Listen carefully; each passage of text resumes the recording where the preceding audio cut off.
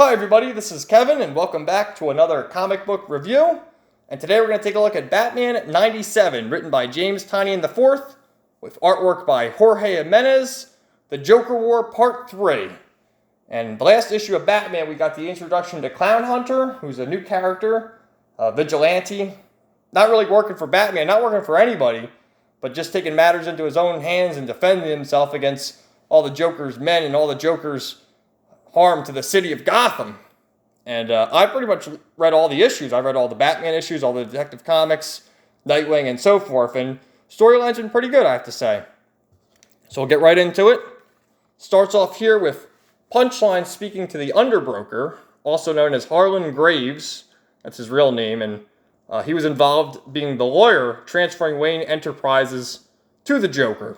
And they have all these barrels of the Joker toxin here that they're transferring. And Punchline tells the Joker's men here to transfer it to Ace Chemical by way of the Narrows. And the Joker's men say, we're not going through the Narrows. It's too dangerous. And she's like, what do you mean it's too dangerous? You are the security. And they start saying that it's not a bat, it's something weirder, and he's already killed 12 of our men. And it cuts to the Narrows from yesterday, and you have Clownhunter here, speaking in all lowercase. He's kind of like an awkward kid, I guess. That's what they're going for here. And he says he's got his own anti-clown toxin, and he pours gasoline all over the Batmobile that they're driving, and lights a match, and lights it on fire. And he says, I'm Clownhunter, sorry, sucks for you, I know. And she's like, what do you mean you let a teenager boss you around and kill your men? I gotta go and do it myself, I guess.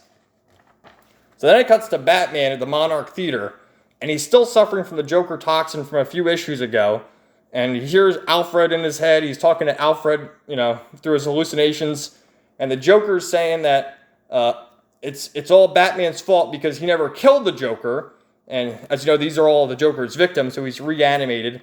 And he has some sort of, I guess for the opening night of the Zorro film, all the people are going to go there and get their own dose of Joker toxin and die or whatever, and it's all going to be Batman's fault.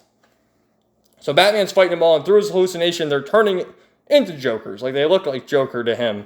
So he throws the Batarang there for timer, and it goes off.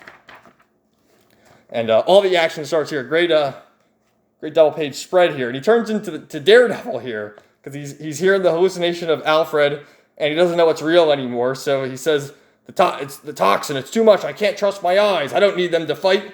So he wraps like a bandana around his eyes, like Daredevil, like I said. And he starts these cool, that's a nice shot right there. And he has this cool action scene where he's, the Batman is fighting away and he doesn't need his vision anymore because he's already screwed up in the head because of the toxin. So I guess this makes no difference to him. And he's fighting away, and he uses this gadget here to get rid of, to knock all the corpses unconscious. And it also gets rid of Alfred's voice in his head.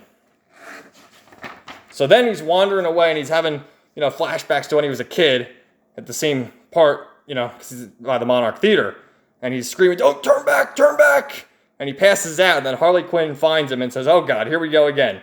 Because a few issues ago, she had actually found Bruce Wayne hallucinating and took him into her custody. So then it cuts to Joker and Punchline here on top of the penthouse, and he's saying how beautiful it is as he's at the top of the penthouse by the pool drinking his champagne as the city of Gotham burns. And Punchline says the Batman's still out there. And the Joker's like, well, good. And then she mentions that, 12 of her men are dead, and there's complete anarchy in the streets, mentioning that there's a teenager out there calling himself the Clownhunter, and it shows him there with the explosion holding an AK-47 there, and the Joker's just laughing. He says, ha ha ha, see, isn't that wonderful? And Joker doesn't care. He just wants to see the world burn. He doesn't care if, whoever's doing the killing. And he mentions the fact that this kid can't be associated with Batman because all the little bats and birds follow Batman's rules of not killing. And he thinks it's great that, new people are rising up to kill. The Joker's not ordering around, but sort of in a roundabout way, the Joker caused it. And he's so happy about it. And he's drinking the champagne. Look at him, just like a total glutton, getting it all over his face. And he tells Punchline, you're to go out there and get rid of Harley once and for all. So then Batman wakes up from his hallucination, and you almost think he's still hallucinating because he sees all these flowers, and he sees, it's me, Ace the Bat Hound. And he's like, what the hell is going on? And Harley's just playing a little prank on him. And she says they're in Eden, and she mentions Poison Ivy here, which I thought is pretty cool. Although I don't think we're going to see Poison Ivy in this run. It would be cool if we did, but I doubt it. So she's saying that this was a secret hideout that Poison Ivy created for Harley when she had a tough time with the Joker. And then she gives him this drink here and says, drink this, you'll feel better. Trust me, I'm a doctor. Yeah, right. She's crazy. So he takes a sip, and you see his eyes just completely open. He says, oh, Harley, what's happening? And he's hallucinating again. And he sees what happened with the Joker toxin. You saw, Alfred's head twist. He saw, I think, Lucius Fox's head did the little twist there. Everyone did that before when he was hallucinating. And he says, you'll be passed out for a while, but that means it's working. So he starts falling into the abyss, like, oh, this isn't real. This isn't real. And he hears the voice again. I know, my boy. It's Alfred. I'm very sorry, Master Bruce, but I think it's time we had a serious talk. So he's still hallucinating. And then it ends. Next, Harley Quinn vs. Punchline round 2. And here's some more credits. James Tynion IV, Jorge Jimenez, Tomei Mori as the colorist, and Clayton Cowles as the letterer. And Gilliam March and Tomei Mori did the cover there. But, yeah, I've enjoyed Batman. This is more of a setup issue. They've pretty much been setting up for the grand finale. We got 98, 99, and 100 to wrap up Joker War, as well as some Detective Comics books and Nightwing and all sorts of other stuff. But I definitely recommend it if you're into Batman. I also picked up this Nightwing number 73, which is also part of Joker War, Collateral Damage, written by Dan Jurgens with artwork by Ryan Benjamin. And there was also Harley Quinn number 75, which I skipped out on because it was the last issue in the Harley Quinn series, and it was $6.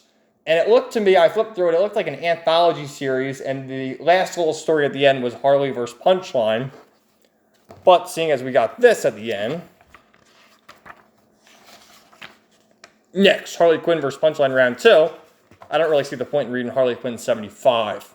But this, flipping through it, this definitely has story implications, and gonna look forward to my review of that. So, yeah, I definitely recommend this Batman Joker War. I think it's been great. I really like Clownhunter. I think he's cool. I hope he sticks around after the run's over. Where is he again? I think he's a pretty cool looking character. And Punchline, too. I understand she's getting like a one-shot or something, but there he is. So look forward to that. And also look forward to, later in the week, a review of this bad boy that I got in the mail. Wall Might Gold Standard by Timothy Lim and Mark Pellegrini. I actually have reviews of the first 2 books, because this is like the omnibus. I have a review on the channel of this, My Hero Macadamia Wall Might. That's the first one. And I do have a review of the second one, which is called Wall Might First Term Part 2 or something like that. This one. And then there was the Magalorian, which is the third book, which I don't think they did a single issue. They just did this nice omnibus. So look forward to all that stuff coming soon. Thank you all for watching. Let me know what you thought of Batman in the comments down below. And everybody have a great day. Talk to you later.